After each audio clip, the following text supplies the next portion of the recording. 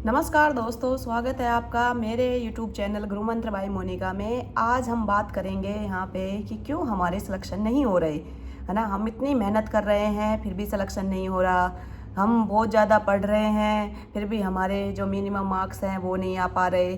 तो क्या बड़ा मेजर कारण हो सकता है इन सब चीज़ों का, तो हम बात कर लेते हैं। हम क्या मोटा कारण बताते हैं कि हमारा सिलेक्शन नहीं हो रहा क्योंकि पेपर बहुत कठिन आ रहे हैं। तो पहला बहाना हमारा यही रहता है सबसे ज़्यादा कि पेपर इतना कठिन कठिन पूछ रही है आरपीएससी कि सिलेक्शन ही नहीं हो रहे। दूसरी बात, कंपटीशन इतना ज़्यादा बढ़ गया है कि सिलेक्शन ही नहीं हो रहे, कि इतने बच्चे आजकल मेहनत ज़्यादा करने लग गए, लोग ज़्यादा हो गए, बेरोजगारी हो रही है, तो इस वजह से हमारे सिलेक्शन नहीं हो पा रहे हैं। तो ये सब क्या है, एक बहाने हैं। आप बहाना बनाना छोड़ दीजिए। देखिए, सिलेक्शन के लिए मेहनत करनी पड़ेगी, पढ़ना पड़ेगा हमें चीज़ों को, है ना। ऐसे ही सिलेक्शन नहीं होते, आपको बहुत जोर शोर से पढ़ना पड़ेगा। सिलेक्शन के लिए सबसे बड़ी बात और पहली बात यही है, निरंतरता, कंसिस्टेंसी।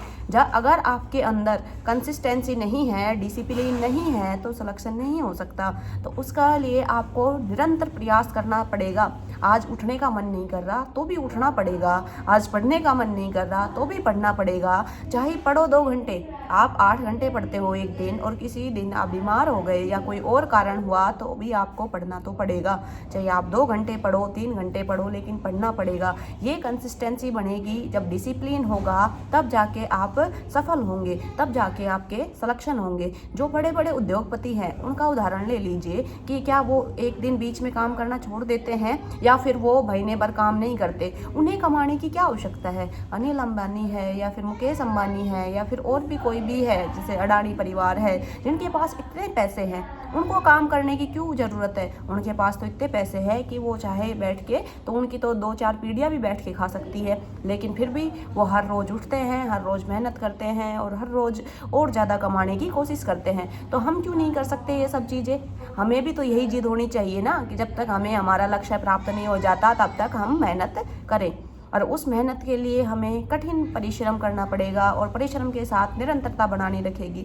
नहीं तो निरंतरता नहीं है तो कोई चीज़ सफल नहीं हो पाएंगे। किसी चीज़ को आप पाना चाह रहे हैं वो चीज़ आपको नहीं मिलेगी। तो सबसे पहले उसके लिए आप ये देखो कि पहला आपका बहाना इसमें ये भी हो सकता है कि टाइम नहीं मिलता, है ना। तो टाइम मिलता है, एक बार आप देखिए। कुछ लोग, जैसे मैं जॉब करते हैं, उनके बारे में भी थोड़ा बता दूँ कि वो लोग ये कहेंगे कि टाइम नहीं मिलता। गृहिणी है, वो कहेंगी टाइम नहीं मिलता। देखो, टाइम निकालने से होता है, टाइम निकालोगे तो टाइम मिलेगा ना। आप फ़ोन में रील में 3-4 घंटे ख़राब कर रहे हो तो वो 3-4 घंटे पढ़ लीजिए। थोड़ा सा आपको ऐसे अजीब लगेगा कि भाई आज के टाइम में फ़ोन रखना, है ना, नहीं रखा जाता, या हम रख भी देते हैं। कुछ एक्सक्यूज़ तो ऐसे होते हैं कि अगर हमने फ़ोन रख दिया तो आपकी वीडियो कैसे देखेंगे। भाई, मेरी वीडियो इतनी बड़ी नहीं होती, मेरी वीडियो सिर्फ 5-7 मिनट की होती है, तो वो आप 5-7 मिनट का टाइम शाम को टहलते वक्त, खाना खाते वक्त, उस टाइम देख सकते हैं, है ना। ऐसा कोई इश्यू नहीं है कि मेरी वीडियो नहीं देखोगे तो सिलेक्शन नहीं होगा, है ना। मत देखो। अगर वो भी आपके पास टाइम नहीं है, कोई फ़ोन बिल्कुल स्मार्टफोन रख ही देना चाहता है कि भाई मैं तो स्मार्टफोन रखूँगा ही नहीं, तो कोई दिक्कत नहीं है, आप मत देखिए वीडियो, आप पढ़िए, है ना। सबसे पहली प्रायोरिटी क्या है, पढ़ना है। सबसे पहली प्रायोरिटी हमारा जॉब लगना है, जो हमारा सपना है, जो बनने का सपना है वो पूरा करना है। आप कुछ भी बनना चाह रहे हो तो उसको बनिए। उसके लिए एक जिद होनी चाहिए, जिद ऐसी कि वो आपको, मतलब उस चीज़ को पाने के लिए बस दिन रात सपने में भी वही दिखाई दे कि मुझे तो यही चाहिए। और सपने रात के नहीं, दिन के सपनों में दिखाई दे। आप बैठो, आंख बंद करो तो आपको वही तस्वीर दिखाई दे जो आप बनना चाहते हैं, ठीक है। तब वो तस्वीर दिखने लग जाएगी ना, तो समझ लेना सिलेक्शन हो जाएगा, कोई नहीं रोक सकता। और आप जब खुद पढ़ते हैं, खुद तैयारी करते हैं, तो आपको पता चल जाता है कि भाई आपकी तैयारी कैसी है, आप में कितना पोटेंशियल है।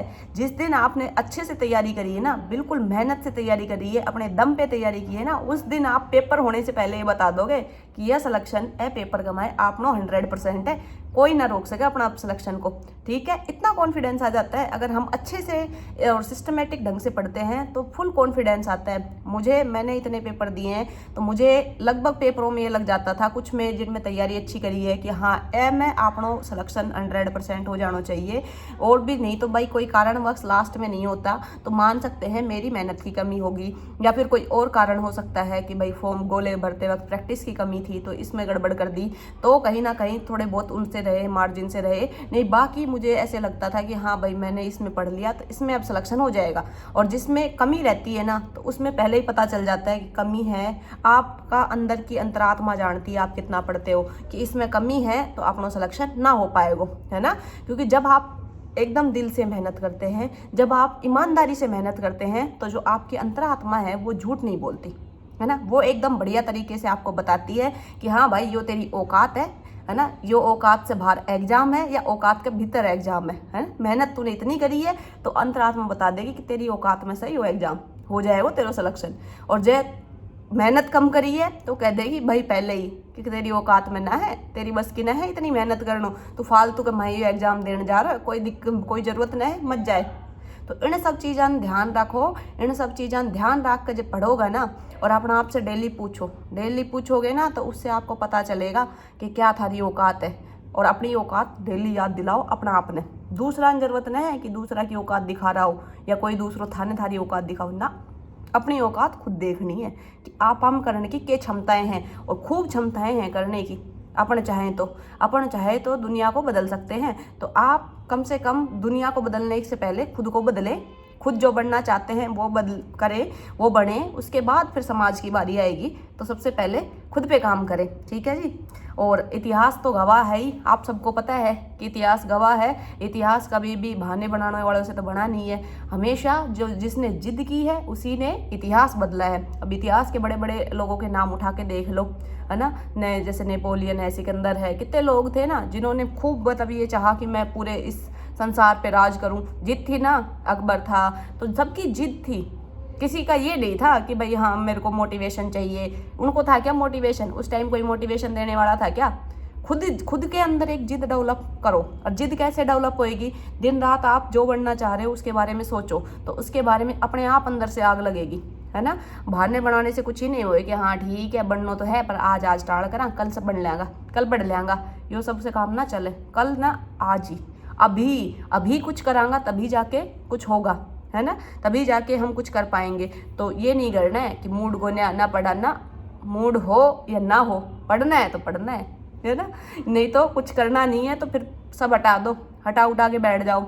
और हमेशा ये ध्यान रखो कि भाई अपनी बढ़िया स्ट्रेटेजी बनाओ, प्लान बनाओ, जो भी है तो उस पर अमल करना है। ये ना है कि एक पन्ना में लिख लियो, टाइम टेबल लिख लियो ना, टाइम टेबल लिखियो है तो उस टाइम टेबल को फॉलो भी करो। और फॉलो करोगे तो कंफर्म आपका हो जाएगा सिलेक्शन। 100% मैं दावे के साथ कह रही हूँ कि 100% आपका सिलेक्शन हो जाएगा। और पेपर सबके लिए सेम ही आते हैं, कोई ऐसी विशेष बात नहीं है कि किसी के लिए अलग पेपर आए। पढ़ने वाला भी सेम कंटेंट रही सी, अरे जो चीज़ आप पढ़ रहे हो वैसे ही कंटेंट कोई दूसरा पढ़ रहा होगा, बस पढ़ने का तरीका थोड़ा अलग है। मनन ज़्यादा करते हैं लोग, उसमें से क्वेश्चन निकालना ज़्यादा सीख जाते हैं। तो बस ऐसे सोचो कि पेपर सबका सेम बनना है, मेहनत भी आप सब सेम ही कर रहा है और अपना सिलेक्शन होगा। तो उसमें कहीं ना कहीं विल पावर काम करती है, एक आपकी अंतरात्मा काम करती है। आप है ना विश्वास रखो खुद पे कि जो पढ़ रहे हो, कुछ भी पढ़ रहे हो, कैसा भी मतलब कोई भी पब्लिकेशन पढ़ रहे हो आपके सिलेबस से रिलेटेड, कोई ज़्यादा फर्क नहीं पड़ेगा। जो भी आप पढ़ रहे हो उसको ईमानदारी से पढ़ो, अच्छे से पढ़ो, उसको बार बार पढ़ो। जितने बार पढ़ोगे उतनी बार आपको फ़ायदा मिलेगा। सेम पेपर बनेंगे, सेम रिजल्ट आएगा, कोई ऐसा नहीं है। ये मत सोचो कि फलाना धांधली हो रही है, ये हो रही है। अगर इन सब बातों पे ध्यान दोगे तो पढ़ाई नहीं होगी और फिर उतनी ईमानदारी नहीं ला सकते हम। देखो मैं ईमानदारी से कह रही हूँ कि फिर वो बात नहीं आएगी, क्योंकि जहाँ थोड़ी बहुत भी शंका है ना, विश्वास में अगर शंका आ जाए ना तो वो ऐसा काम करती है कि गुब्बारे में पिन का काम। अगर गुब्बारा है और उसमें आपने पिन चुभो दी, है ना, तो जैसे पानी से भरा गुब्बारा है तो उसमें जैसे धीरे धीरे पानी रिस्क के निकल जाता है, वैसे ही शंका आपके कॉन्फिडेंस से भरे हुए गुब्बारे को फोड़ने का काम करती है। उसमें से धीरे धीरे कब कॉन्फिडेंस चला जाएगा आपको खुद को पता नहीं चलेगा। तो कभी भी ऐसी शंका लाओ ही मत दिमाग में। ये को ना बिल्कुल फेयर काम हो रहा है, आपनो सिलेक्शन होगो, आप आने पढ़ांगा, आपनो सिलेक्शन 100% होगो। तो आज का यही वीडियो मैं यहाँ पे समाप्त करती हूँ। वीडियो आपको अच्छा लगे तो वीडियो को लाइक करें, चैनल को सब्सक्राइब करें, कमेंट करें और अपने दोस्तों में ज़्यादा से ज़्यादा शेयर करें। Thank you.